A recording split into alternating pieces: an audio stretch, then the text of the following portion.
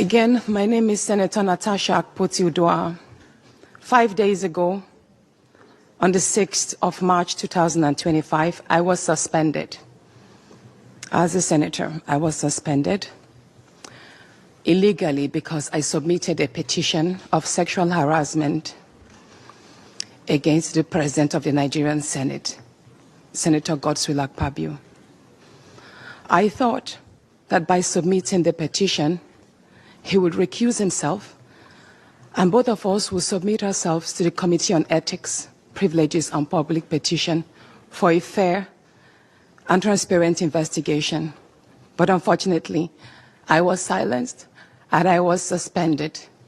I was suspended for 6 months, amongst many other stringent conditions, such as taking away my security, taking away all the officials' vehicles and other items that were handed over to me as a senator. My salaries will be cut off. I must not appear anywhere near the National Assembly.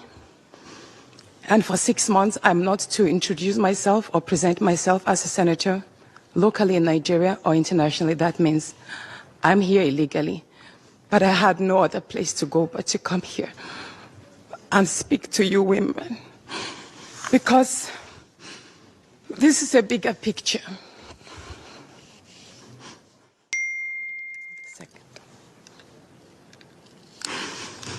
This is a bigger picture. It depicts the crisis of women political representation. My suspension is not just about me. It's about the systemic exclusion of women from political leadership in Nigeria. Women make up 3.6% of political offices. And in the Senate, it's just 2.8. We have 109 men, and only 4 of us are women. So right now, it's 108 with only 3 women. This is a clear case of political victimization, punishment for speaking out against impunity, corruption, and gender-based violence. The United Nations Declaration 48/104 declares sexual harassment as a form of gender violence. The Senate's actions are an assault on democracy. I was elected by my constituents to represent them, yet a few powerful men have unilaterally decided to silence their voices by suspending me for 6 months. My call for an open and transparent investigation into harassment allegations have been met with hostility instead of accountability. If a female senator can be treated this way in the full view of the world, imagine what ordinary Nigerian women will go through every day in workplaces, in universities, and other aspects of our society. A culture of harassment and silencing must end. And this is not just a Nigerian issue. It is a global one.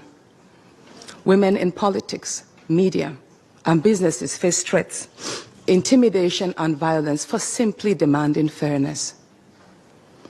From sex for grades scandals in universities to harassment in workplaces and political spaces, Nigerian women have constantly been forced into silence.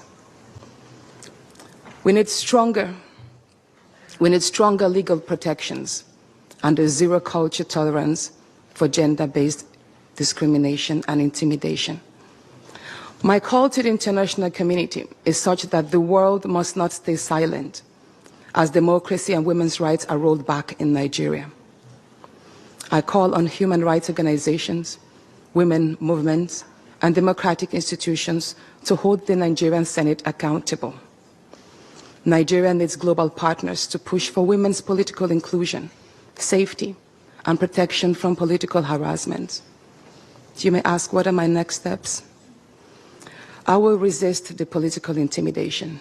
In the past few days, a number of my colleagues, my male colleagues, have reached out to me and said, Natasha, all you need to do is apologize and retract your statements.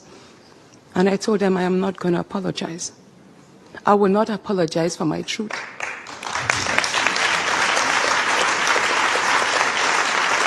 Thank you. Thank you. And I told them that I will stand the 6-month suspension, and the very first day I return, I will represent my petition on sexual harassment. And I will continue doing so until there is a fair and transparent investigation.